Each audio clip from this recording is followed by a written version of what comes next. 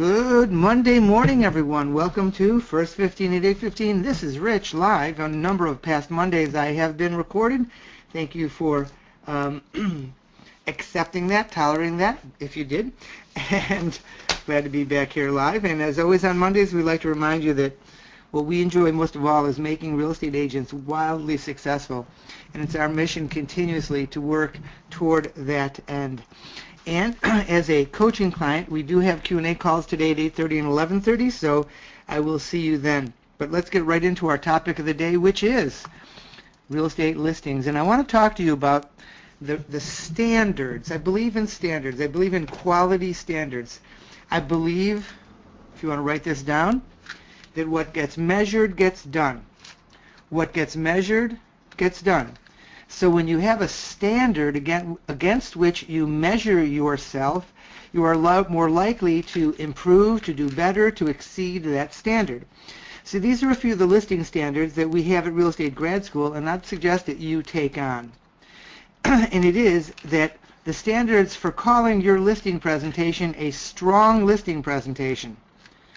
The standards for calling your listing presentation a strong listing presentation is that, number one, you take the listing on over 70% of your listing presentations. So that 70% of the time, now average is probably between 50 and 60.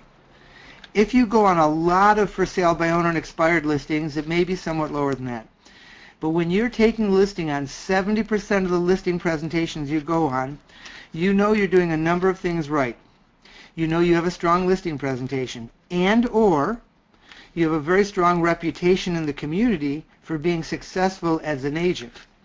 So taking over 70% of the listing presentations you go on, which means you measure how many you go on and how many you take. Number two standard, over 70% of the listings you take sell. So if, for example, throughout the course of whatever period of time, a month, a year, 6 months, if over a period of time you take 10 listings, 7 or more of them will sell. That shows that you are strong as a listing agent and strong with your listing presentation. And also, you take 12 or more listings per year. So that means you go on enough listing presentations, at least probably 1 or 2 a month, to keep yourself mildly sharp. Now, I suggest to you that you practice your listing presentation at least once a week if you don't have a live one. So if you know you have a listing presentation coming up, then this week, then don't worry too much about practicing. Practicing always helps you be better, but you know you've got one this week. But if you're looking at the weekend, you don't have a listing presentation scheduled, then pick a date, maybe on Wednesday, Thursday, or Friday, when you're going to rehearse your listing presentation, full top to bottom, beginning to end. Then if you have one, you can cancel the rehearsal or keep it. But the point is that you're doing 50 plus listing presentations per year, whether they're rehearsed or real. That makes you stronger. You do that, and you are very quickly going to take 12 or more listings every year, because that much practice makes you want to go out and prospect for listings, to market for listings. So those are your listing standards. You take 70% of the listings you go on. Over 70% of the listings you take sell, and you take at least 12 listings every year. Now the next slide I'm going to show you here, I just created yesterday, and I'd like your input on it. If you have anything to add on this slide, I would very much like for you to add. Now, when I'm covering something new, I may not cover all the other slides I have today. In all likelihood, I won't, so I may skip forward at some point. And we cover all this stuff. Throughout the month of October, we're going to cover all of these skills. But I wanted to make a list of the skills, not the skills of your listing presentation, but the skills in getting your listing sold. The skills in getting your listing sold. Now, 2 of the skills in getting your listing sold are not on the list because they're preparation. Preparing price. In other words, you are doing a good CMA. You're preparing price, so you know what price it should sell for. Okay. Now, I'm not saying presenting price. That is here. Okay. Well, no, maybe it's not. Presenting, that's right. This is after the listing presentation, after you have the listing. So determining and presenting price is not here, although that's huge in getting your listing sold. That may be everything in getting your listing sold. And also preparing and presenting your marketing plan. So those things that are done in your listing presentation I didn't include here. Okay, they're on the next slide. These are the skills, once you've taken the listing, skills that get it sold.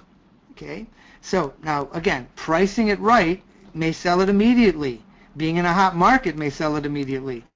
But these are the things, let's say it's a normal market, the house is going to take 3 weeks to sell, 3 weeks or less if it's priced properly. It's going to require a price reduction if it's not sold in the first 3 or 4 weeks. We call that a normal listing. Maybe I should repeat that. If it's priced right, it will sell in the first 3 weeks or within the first 3 weeks, 3 weeks or less, if it's priced right. If it's not priced right, it will require a price reduction, and the best time to have that price reduction is in the first 2 or 3 weeks, no more than 4 weeks. So these are the skills that it takes to sell a listing, either within that few weeks if it's priced right, or with price reductions if that is going to be required. All right, I'm going to pause there. If I see any questions coming from you, I may peek at them. Otherwise, we will continue, and today is a live call day, so we can talk about this on the live call. We will talk about this on the live call at both 8:30 and 11:30. And those of you that are coaching clients always have access to all those calls each week. All right, here are the skills once you have the listing. Number 1, immediate communication with the seller. And when I say immediate, I mean it could be while you're driving away from the listing appointment.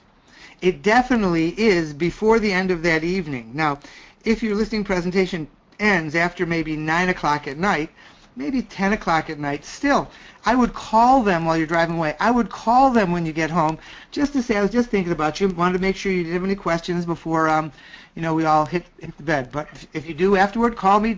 I'm available to you.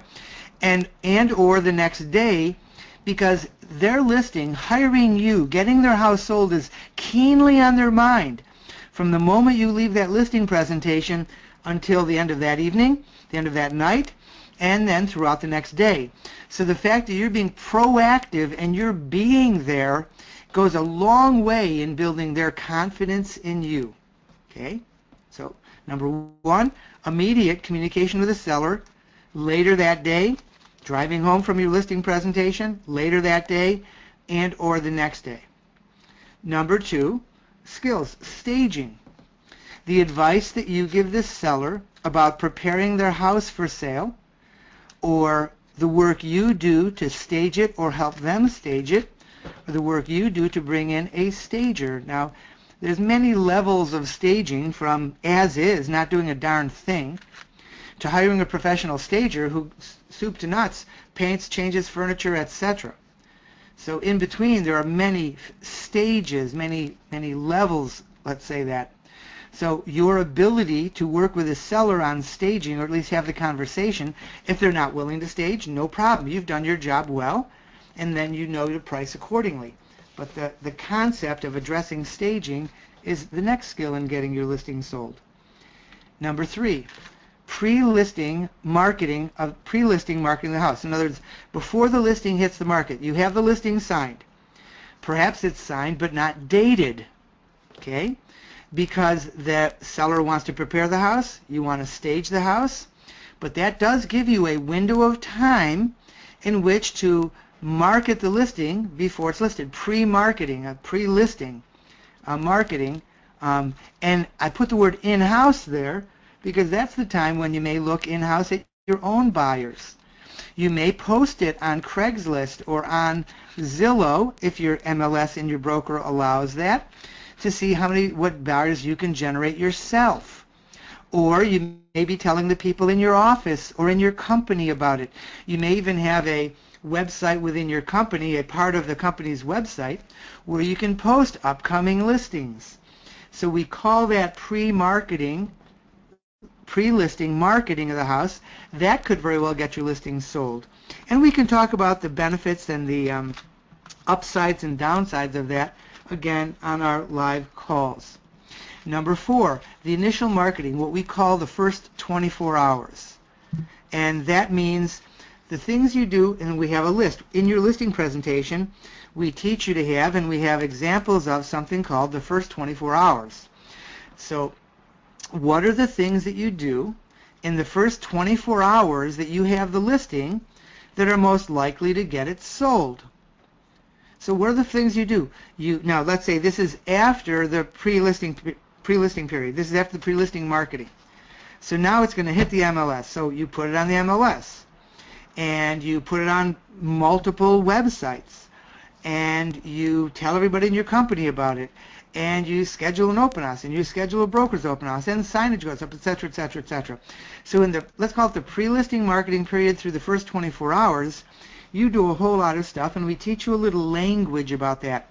And the language is to say to the seller, you know, this very likely will generate some interest and hopefully a bunch of traffic. If it generates a lot of buyers, if this marketing and pre-marketing that I do generates a lot of interest, would it be a problem if the house sells fairly quickly within the first few days or within the first week? Man, I would totally suggest, if you're not saying that now, that you write that down. I strongly suggest that you write that down. Here it is again. You know, the marketing that I'm going to be doing in that pre-listing, and then, you know, before it goes public, pre-MLS, and the first 24 hours once it hits the MLS, all the things I do, all the people, all the agents I expose your house to very likely will generate interest, hopefully activity, and we may get a flurry of showings very quickly. If that happens and the marketing works, if the house sells very quickly within the first few days of the first week, will that present a problem for you? And I believe that language is a few times throughout the listing materials we have, and on the first 24-hour checklists that we provide. So it's very important. That's a very nice piece, because when the house sells quickly, the seller has a motivation, what do you call that? Has a desire to blame you for underpricing it, but when you emphasize that it's your marketing that's generating that fast offer, they then give you the credit for the fast sale as opposed to blaming you for it. And then number 5, that's first 15, that's the initial marketing, first 24 hours, not first 15. Number 5, regular scheduled communication with the seller, so that you tell the seller you're going to speak with them every week on Thursdays between 9 and noon, or whatever time you decide with them, and then you keep that promise, you keep that commitment, so you show them that you keep your word. Now, you may talk to them many other times. Regular scheduled communication, powerful in getting your listing sold and earning the price reduction. Marketing updates every 3 weeks until it's sold. Now, those may be by phone, by Skype, they may be in person. My favorite opinion, my opinion is the important listings, get them in person, and we call it a marketing update because you're going to review the marketing, all the things you do, and review that with the seller, but you and I as agents know it's really a price reduction conversation every 3 weeks. Then, of course, being stronger and stronger at negotiating helps getting your listing sold. From the time you know someone's interested in getting, in prompting, encouraging, helping that agent get an offer written, and then negotiating. And then, of course, your initial inspections and initial contingency removals. And finally, your work right through pending and closing, because all of us know that transactions can die right up until the moment of closing if you as the agent are not really paying attention to it. And that's your biggest role. You're the broker. You are the, even though you're not the broker of your office, you're the broker of that deal. Informal broker, small b. It's your responsibility to follow that through. So, man, I have a lot more I was going to cover with you today, but this is really important piece in getting your listing sold. This next list, which we're not going to have time to go over, we went over many times last week. We'll be going over the details of it. We went over 4 or 5 of these items. These are all the skills of your listing presentation. The prior page, I'll go back to it. These are the things to do once you get the listing. These are the things you do in your listing presentation in order to get the listing signed. So let me just take a moment and leave that on the screen while I flip through to the end, and we will wrap up today. All right. So what I do each day is I give you your ingredient for your recipe of success, your homework, so to speak. Choose one skill in getting listings sold that you want to work on for at least the next 2 weeks. Choose one of those skills for at least the next 2 weeks. And if you want to see this webinar again, it will be posted on the website. It will be posted, actually, if you go to the website, Real Estate Grad School, go to first 15 webinars, first 15 webinars, and you'll be able to click on today's webinar and see it. You won't be able to click on the others. Only coaching clients can do that. But all right, with that, just a couple of reminders. One is to be proactive every day.